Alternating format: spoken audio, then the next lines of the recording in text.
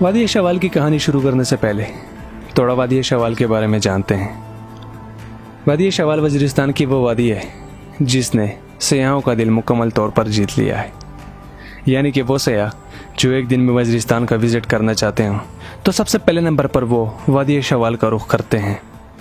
यानी कि आप यूँ समझ लीजिए कि वादी शवाल वज़ीरिस्तान में सयाहों का गढ़ बन चुका है।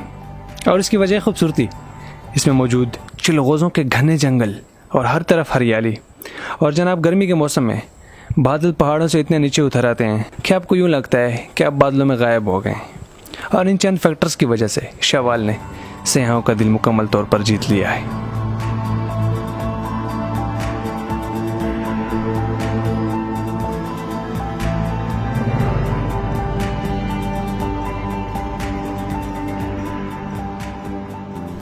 वादी शवाल में आप सबको खुश आमदीद।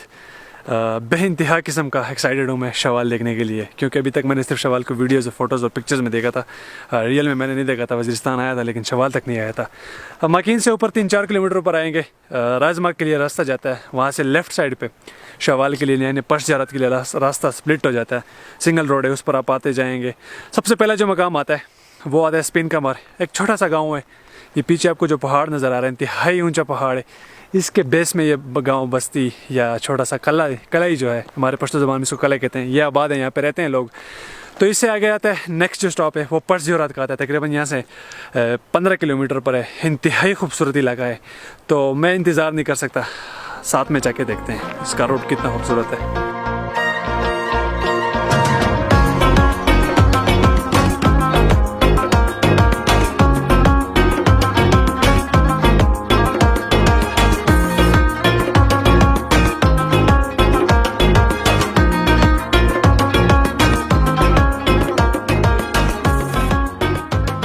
अक्सर हम कहानियों में या किताबों में एक ही बात सुनते हैं कि मंजिल से ज़्यादा खूबसूरत सफ़र होता है। ये एक हकीकत है और इस बात को हम डिनाई नहीं कर सकते। लेकिन अगर हम बात करें वादी शवाल के बारे में तो वादी शवाल के सफ़र से ज़्यादा खूबसूरत उसकी मंजिल है और मंजिल से ज़्यादा खूबसूरत उसका सफ़र है। खैर, मंजिल की बात हम तब करेंगे कि जब हम मंजिल पर पहुँचेंगे। चूँकि अभी हम सफ़र में हैं तो इसकी सफ़र की खूबसूरती की बात करते हैं। वादी शवाल के सफ़र की खूबसूरती इसके रोड यानी इसके रास्ते की वजह से है, जो कि इतना खूबसूरत है, जिसमें ऐसे मोड़ आते हैं कि हर मोड़ पे एक नया व्यू आता है और ऐसे मालूम होता है जैसे कोई सांप रेंगता हुआ जंगल में जा रहा हो। स्पिन कमर से तकरीबन 5 से 7 किलोमीटर चलने के बाद ये पॉइंट आएगा, यानी कि एक मोड़ है और टॉप है ये इस जगह की। तो आपने क्या करना है, यहाँ पे उतर जाना है। यहाँ पे उतर के आपने क्या करना है, यहाँ पे अपनी गाड़ी बाइक पार करके आपने इस रोड के किनारे की तरफ आ जाना है। और आपने इस रोड किनारे पे ये चीज़ देखनी है कि स्पिन कमर से लेके अभी तक आपने जो सारे कर्व्स कवर किए हैं, जिन कर्व्स पे होकर आप इस टॉप तक पहुँचे, वो हाइट से कैसे नज़र आती है। तो आपने बिल्कुल इस जगह पे खड़े होकर देख लेना है। वो देखें पीछे आपको नज़र आ जाएगा कि कितने अजीब किस्म की और बेहतरीन किस्म की सीनरी और व्यूज़ के साथ और बेहतरीन रोड पर आप इस टॉप तक पहुँचे। इस टॉप तक पहुंचकर इस खूबसूरती को बयान करने के लिए मैं गारंटी से आपको कह सकता हूं कि आपके पास अल्फाज नहीं होंगे और आप सिर्फ इस व्यू को देखते रह जाएंगे।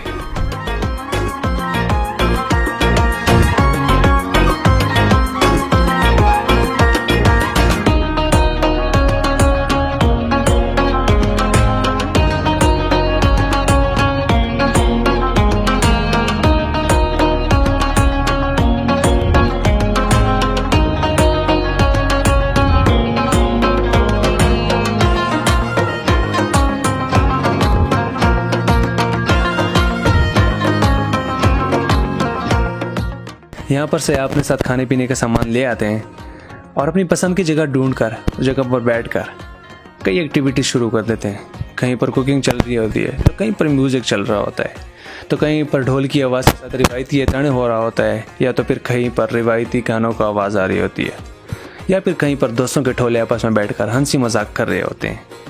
और अगर आपने वादी शवाल में पश ज़ियारत में सयाहों का असल रंग देखना हो तो आपको मैं बताऊंगा, आप यहाँ पर जुमे या फिर इतवार वाले दिन आएँ।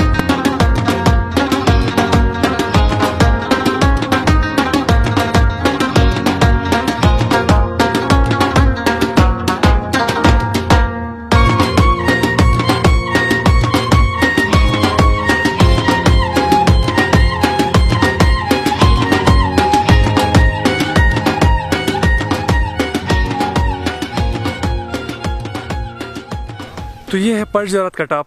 टूरिस्ट जितने भी आते हैं, जितने भी सयाह आते हैं, अपनी गाड़ियाँ यहाँ पर लेके पार्क कर देते हैं अपनी पसंद की जगह पे, क्योंकि आप वहीं से लेके बिल्कुल एंड तक किसी भी जगह अपनी गाड़ी पार्क कर सकते हैं।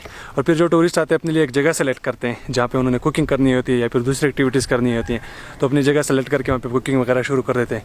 क्योंकि यहाँ पे पानी की कमी नहीं है, सामने बोर लगा हुआ है, बिल्कुल साफ़ पानी होता है यहाँ पे पीने के लिए भी और दुकानें पकाने के लिए भी।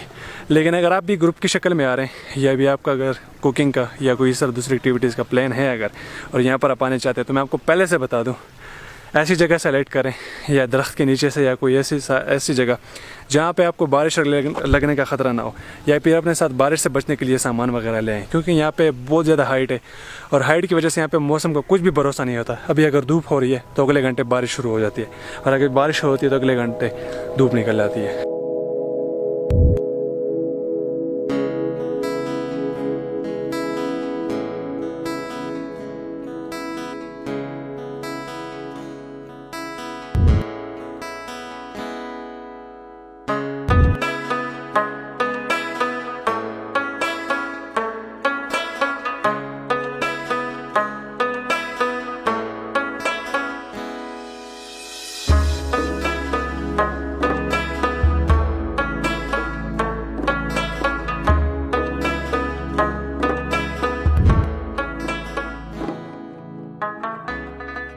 मैंने बार बार एक बात का जिक्र किया कि शवाल में आने वाले सयाह अपने साथ खाने पीने का सामान ले आते हैं, लेकिन मेरा हरगिज़ ये मतलब नहीं था कि वहाँ पर खाने पीने का सामान नहीं मिलता। यानी कि वो लोग जो अपने साथ खाने पीने का सामान नहीं ले आते, तो वहाँ पर एक छोटा सा ढाबा मौजूद है जहाँ पर हर किस्म का खाना ऑर्डर पर मिल जाता है, और इसके अलावा वहीं पर हर किस्म की रिफ़्रेशमेंट अवेलेबल है और इंतहाई कम रेट पर। चूँकि वहीं पर चाय के कप का साइज़ छोटा होता है और मैं हूँ इंतहाई शौकीन बंदा चाय का, तो मैंने भाई से एक मग में चाय ली। यानी कि एक मग में तकरीबन 3 प्याले आ सकते थे और टोटल 2 मग थे चाय के और एक पकौड़ों की प्लेट। और इसके बदले उन्होंने मुझसे सिर्फ 150 रुपये लिए, और वो भी मेरे इसरार करने पर, वरना वो लेने से इनकार कर रहे। और मेरी इस बात का मतलब ये है कि वादी शवाल में आपको सेहत के साथ साथ मेहमान नवाजी भी देखने को मिल जाती है।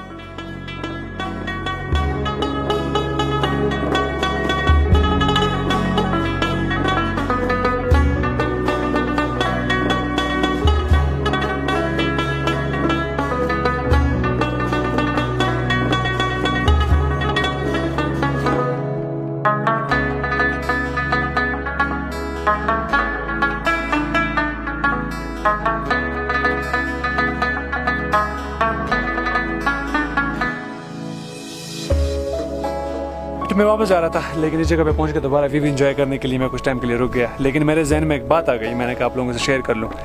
जो टूरिस्ट हैं या जो आने वाले मेहमान हैं हमारे, जो शवाल या पर्च ज़रात की तरफ आना चाहते हैं, मैं उनसे एक गुजारिश करूँगा क्यों उनसे कि आप जब आएँ अपने साथ जो शॉपर या जो गंदगी वगैरह जो चीज़ें ले आते हैं यूज़ करने के बाद, आप काइंडली उस चीज़ों को ना वहीं पे ना फेंकें। बहुत गंदगी बन जाती है। अभी मेरा दिल वहाँ पे देख के बहुत खफा हुआ, ऑलरेडी बहुत सारा गंद बना हुआ था।